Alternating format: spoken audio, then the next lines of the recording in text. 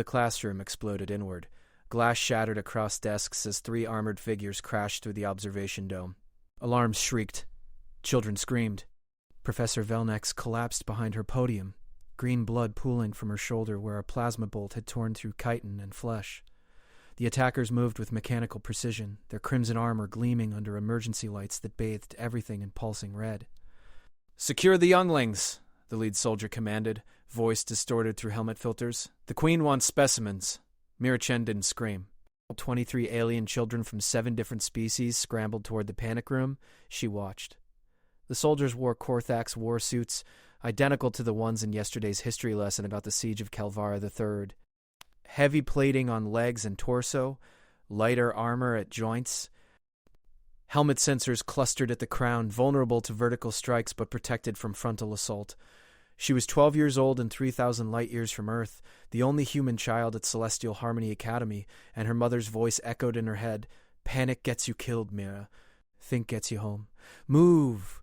A Korthax soldier grabbed a Tuluvian boy by his crystalline arm. The boy shrieked, his body flashing with bioluminescent terror. 2 more children were dragged from under desks. The panic room door sealed shut with a hiss, trapping most of the class inside, but 8 students remained scattered across the room. Mira dropped behind her desk. Her hands found what they needed, a compressed atmosphere canister from the climate control unit beneath her workstation.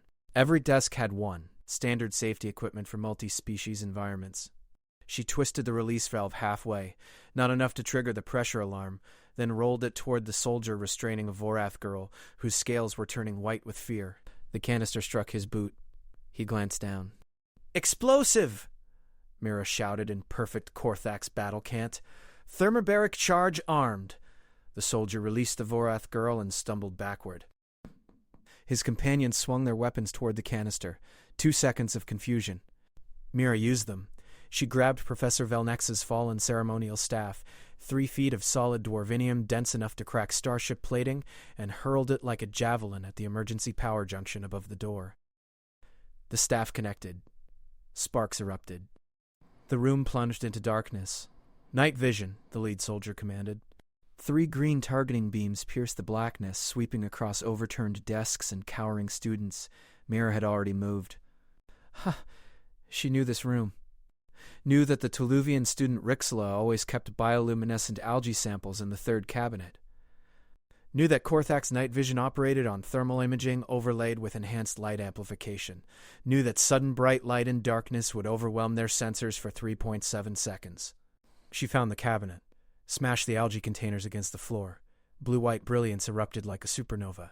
The soldiers' visors flared with protective filters activating too late. They staggered, temporarily blinded. "Everyone to the ventilation shaft!" Mira commanded. Her voice cut through the chaos with startling authority. Now. 6 children moved. The Vorath girl hesitated, frozen. Mira grabbed her hand and pulled. The ventilation grate hung open from yesterday's maintenance. She'd watched the technicians, knew it led to the emergency corridor. "First child entering hostile zones detected," a mechanical voice announced from one soldier's armor. "Initiating pursuit protocol." Mira shoved the Vorath girl into the shaft, then the Tuluvian boy, then 4 others in rapid succession. Plasma bolts screamed past her shoulder, scorching the wall. She dove into the shaft as metal hands grasped at her ankle. Her shoe tore free. She kicked backward with her bare foot, connecting with something that crunched. A soldier cursed in Korthax. The shaft's metal was freezing against her palms. Behind her, boots clanged against grating. They were coming. The shaft split in 3 directions ahead. Left led to the cafeteria. "Right to the medical bay. Center to the teacher's quarters." "Which way?" the Vorath girl whispered, her voice trembling. Mira pointed center. "Go. Find the adults." "What about you?" the Tuluvian boy asked. "Buying time." She didn't explain further. Didn't tell them she remembered every word of General Halloran's lecture about asymmetric warfare during her Earth Military Academy visit last summer. Didn't mention that she'd been studying Korthax battle doctrine since she was 8 because her father died fighting them at the Battle of Broken Stars. The children disappeared into the center shaft. Mira went left, crawling fast, making noise. Her pursuers followed her sounds. Good. She reached the cafeteria ventilation access and emerged in the food preparation area. Industrial kitchen. Dozens of tools, hundreds of ingredients from across the galaxy, and one very specific plan forming in her mind. She grabbed a thermal heating coil from the Varaxian food warmer, grabbed liquid nitrogen canisters from the Cryothean ice cream maker, grabbed adhesive paste from the emergency medical kit. She worked fast, hands steady, despite the boots thundering closer. The Korthax soldiers burst through the cafeteria entrance, 3 of them, weapons raised. Mira stood in plain sight beside the main preparation counter, hands raised, a child surrendering. "Human specimen acquired," the lead soldier announced. "Excellent. The Queen will be pleased. Your species has proven difficult to capture." "I know," Mira said quietly. Then she smiled. "That's why you're about to fail." She pressed the detonator she'd assembled from the food processor's electric ignition system. The thermal coil she'd planted behind the nitrogen canisters exploded with precisely calculated force. The explosion wasn't large. Didn't need to be. The sudden temperature differential, superheated metal meeting cryogenic gas, created a shockwave that shattered every window in the cafeteria. Mira had positioned herself behind the reinforced counter. The soldiers had not. They flew backward, armor clanging against tables and walls. Mira ran, not toward safety, toward the school's security office. If the Korthax were here, they'd disabled communications. She needed to restore them, needed to call for help. The station's defense force would respond, but only if they knew there was a threat. She reached the security office. The door was sealed. Korthax override code locked it tight. She examined the panel, remembering the encryption patterns from her cryptography elective. Korthax systems used prime number sequencing based on their 6-finger biology. She had 5 fingers but a human brain that could calculate faster than most species gave her credit for. Her fingers flew across the panel. The door opened. Inside, bound and unconscious, were 4 security officers and the school's headmaster. Mira grabbed a plasma cutter from the emergency toolkit and sliced through their restraints, slapped activation patches on their necks. The officers groaned, consciousness returning. "How many?" the lead officer gasped. "3 in my classroom. Unknown elsewhere. They disabled your systems. I need you to..." An explosion rocked the station.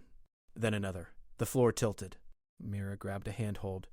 "They're breaching the station hull," the headmaster said, his 4 eyes wide with horror. "This isn't a raid. It's an invasion."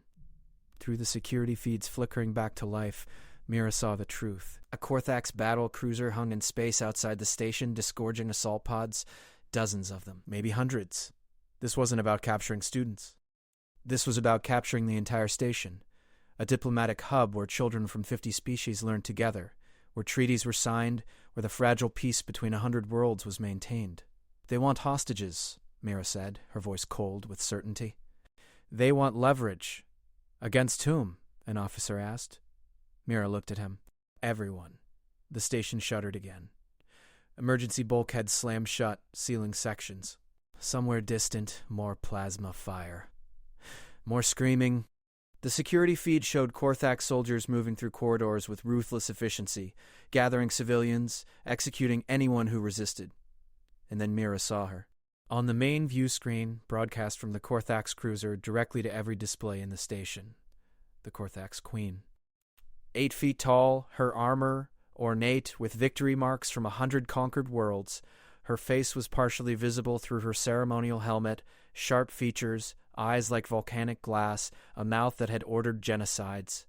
"People of Celestial Harmony Station," the Queen's voice resonated through every speaker. "You are now property of the Korthax Empire. Surrender peacefully and you will be processed. Resist and you will be eliminated. You have 1 standard hour to comply." She paused. "I am particularly interested in the human child reported to be among you. Bring her to me unharmed, and I will spare 50 lives. Refuse, and I will demonstrate the price of defiance." The transmission ended. Every eye in the security office turned to Mira. She met their gazes without flinching. 12 years old. Barefoot. Covered in dust and alien blood that wasn't hers. And absolutely, utterly calm. "No," she said simply. "Child, we cannot," the headmaster began. "I said no." Mira turned to the security feeds, studying them with the intensity of a general surveying a battlefield. "They made a mistake. They told us they want me specifically. That means I have value. That means I have leverage." She pointed at the screen showing the Korthax deployment pattern. "And they made another mistake. They're following standard invasion protocol. Secure the perimeter, consolidate in the center, radiate control outward. It's efficient but predictable." "You're a child," an officer said, not unkindly. This isn't... My father was Colonel Marcus Chen, United Earthfleet, Tactical Division, Mira interrupted. My mother is Dr. Sarah Chen, head of the Institute for Xeno-Warfare Studies. I've been training for this my entire life, even if I didn't know it. She turned back to them. I know what they want, and I know how they think. That makes me the most dangerous person on this station to them. She smiled, and it was not a child's smile. So let's give them exactly what they want. Let's give them me. But not the way they expect. The headmaster's translator struggled with his next words, his native language breaking through. You cannot possibly... I can, Mara said.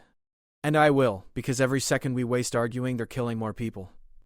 So here's what we're going to do.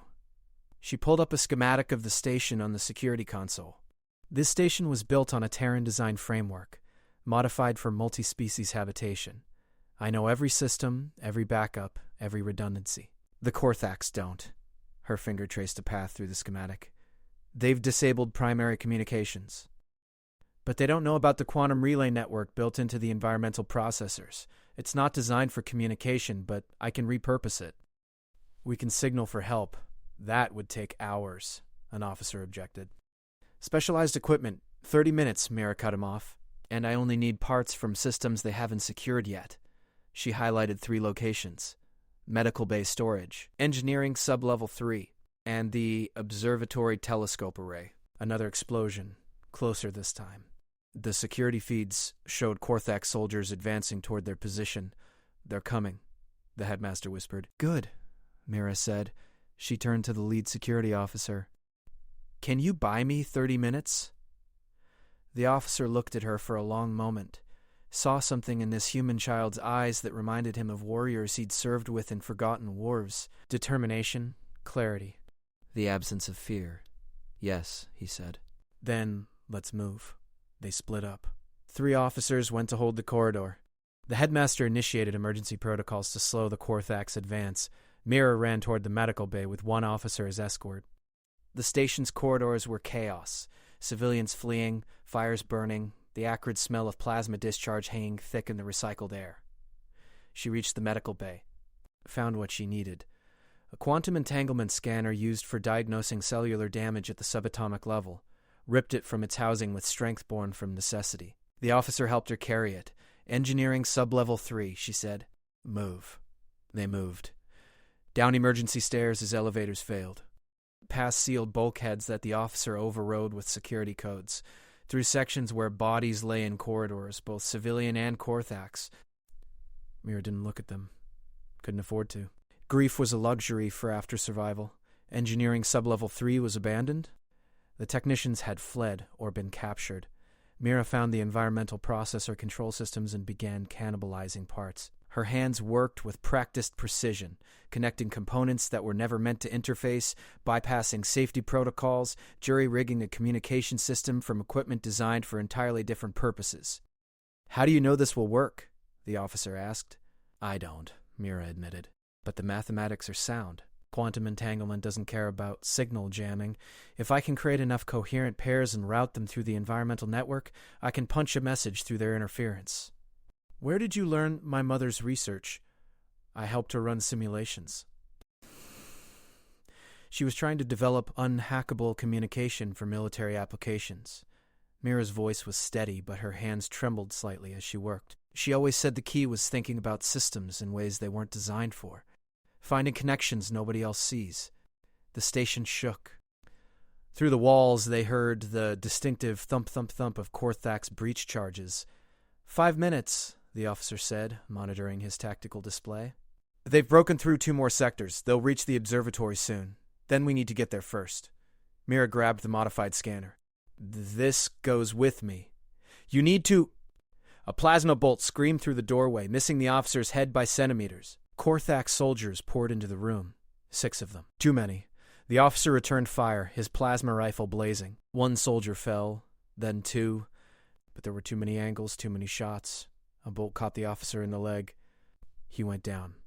Mira dove behind a processing unit, still clutching the scanner. Her mind raced. 6 soldiers. 1 wounded officer.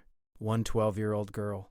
The mathematics were unfavorable. She needed to change the equation. Her eyes found the environmental processor's core, A fusion containment unit maintaining the atmosphere for this entire section.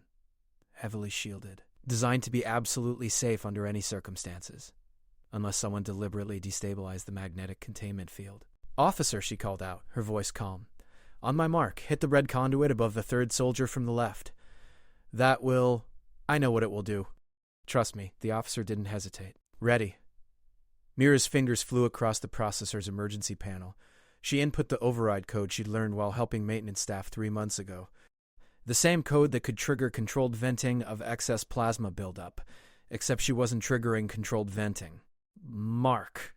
The officer's shot struck true. The conduit exploded. Superheated plasma erupted into the room, but Mira had already redirected the environmental shields. The plasma stream funneled directly at the Korthax soldiers, a lance of starfire that their armor wasn't designed to withstand.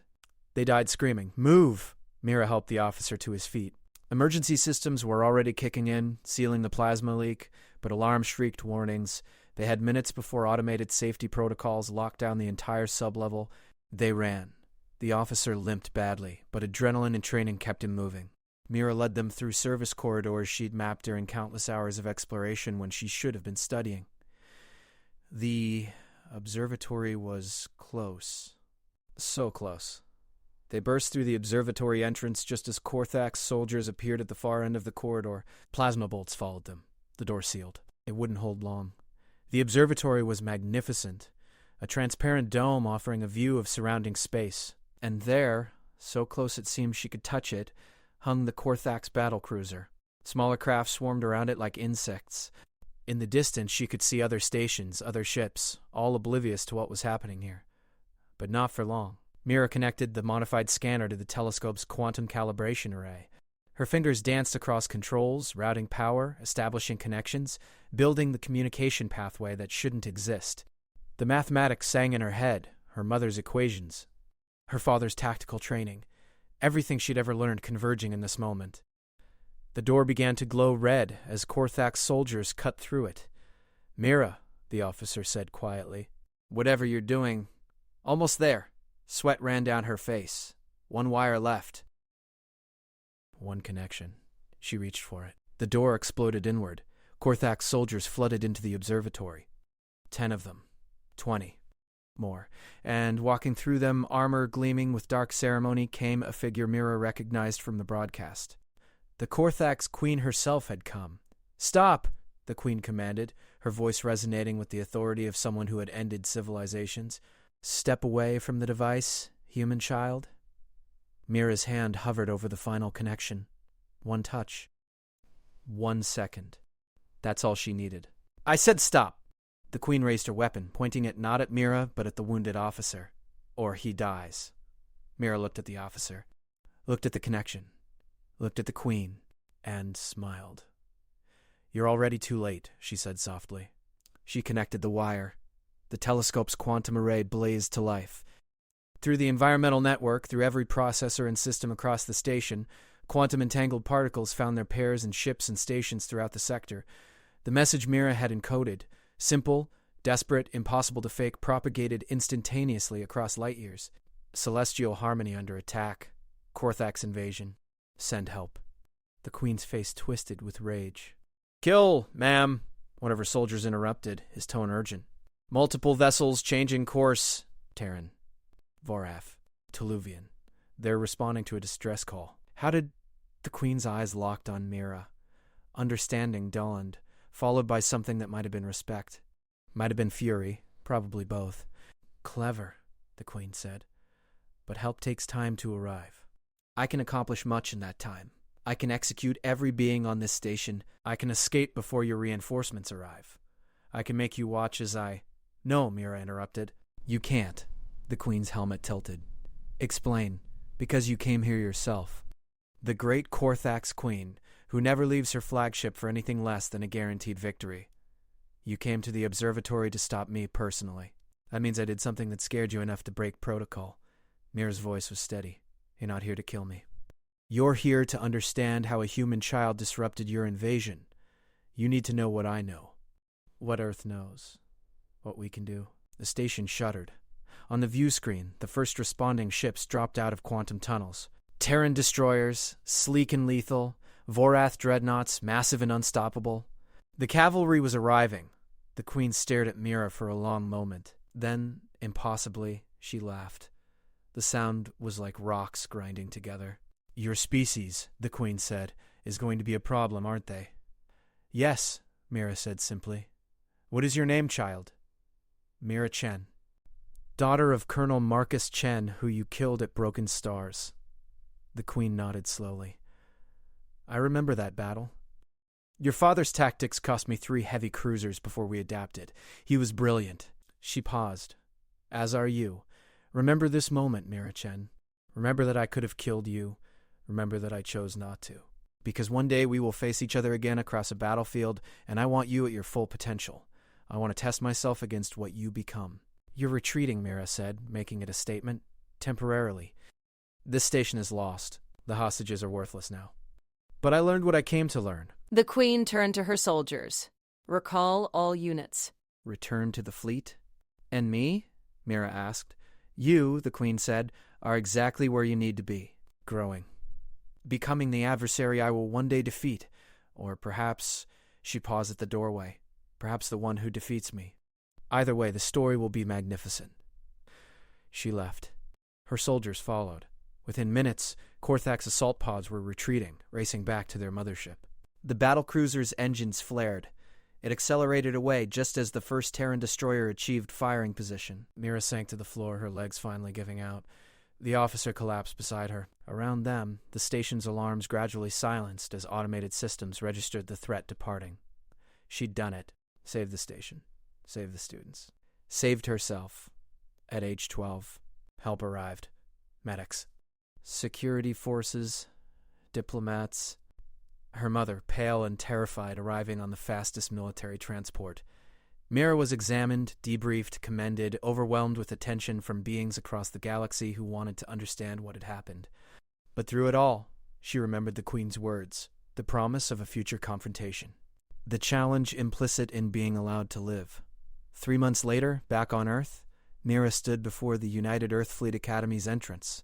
At 12, she was too young for official enrollment, but the Commandant had made an exception. Actually, the Commandant had insisted. "We need more like you," he'd said. "People who think like you do, who see the connections, who understand that war is mathematics and psychology and creativity combined." Her mother had tried to dissuade her. "You're still a child, Mira. You don't have to." "Yes, I do," Mira had replied. "She's out there, planning." "Preparing. Getting ready for when we meet again. I need to be ready too." Now, walking through the academy gates, she felt the weight of that future pressing down. The Korthak's Queen was the greatest military mind in 3 sectors of space, unconquered. Undefeated, and she'd chosen Mira as her opponent. It should have been terrifying. Instead, Mira felt something unexpected. Purpose. Direction. Clarity. She thought of the students she'd saved. The officers who trusted her. The moment she'd connected that final wire and changed everything. She thought of her father, who taught her that tactics mattered. Her mother, who taught her that knowledge was power. The Queen who taught her that even enemies could respect each other. 15 years later, Admiral Mira Chen stood on the bridge of the UES Indomitable, the most advanced warship humanity had ever built. Her fleet hung in space above New Harmony Station, the rebuilt successor to Celestial Harmony. Before her, arrayed in battle formation, was the Korthak's Armada, hundreds of ships, the largest force the Korthaks had ever assembled. And at their center, the Queen's flagship. "She's hailing us," Mira's communications officer reported. "Put her through." The Queen's face appeared on the view screen. Older now, battle-scarred, but eyes still sharp as volcanic glass. "Mira Chen," the Queen said. "You've grown." "So have my tactics," Mira replied. The Queen smiled. "Show me." The battle that followed would be studied for generations. The Korthaks, with their superior numbers and centuries of conquest experience against humanity's newest fleet, and the admiral who'd been preparing for this exact moment since she was 12 years old, it lasted 7 hours. Mira used every trick she'd learned, every insight she'd gained, every simulation she'd run. She fought with brilliance and creativity, adapting to every move the Queen made, countering strategies that had toppled empires. And when it ended, when both fleets hung battered and depleted in the void, Mira received the Queen's final transmission. "You fought well," the Queen said. Blood ran from a cut above her eye. "Better than I expected." "We are withdrawing." "This was a draw," Mira said. "Not a victory for either of us. For now." The Queen nodded. "But we will meet again, Admiral Chen, and next time one of us will win. I look forward to discovering which." The Korthax fleet retreated. New Harmony was saved. Humanity's position in the galactic community was secured, but Mira knew this was just another chapter in a story that had begun when she was 12 years old in a classroom under attack. She'd become exactly what the Queen predicted: a worthy adversary, a brilliant tactician, a defender of humanity who'd learned that the most dangerous weapon wasn't ships or plasma cannons. It was a mind that could see connections nobody else could, a will that refused to break, a child who'd looked at an impossible situation and asked, not, "Can I survive?" but, "How do I win?" That 12-year-old girl had saved hundreds of lives with nothing but ingenuity and courage. The admiral she'd become would go on to save billions. But she never forgot where it started. Never forgot the classroom. The ventilation shaft. The jury-rigged communication system. The moment she'd stared down the most feared conqueror in the galaxy and refused to surrender. Because that was humanity's greatest strength. Not weapons. Not ships. Not even courage.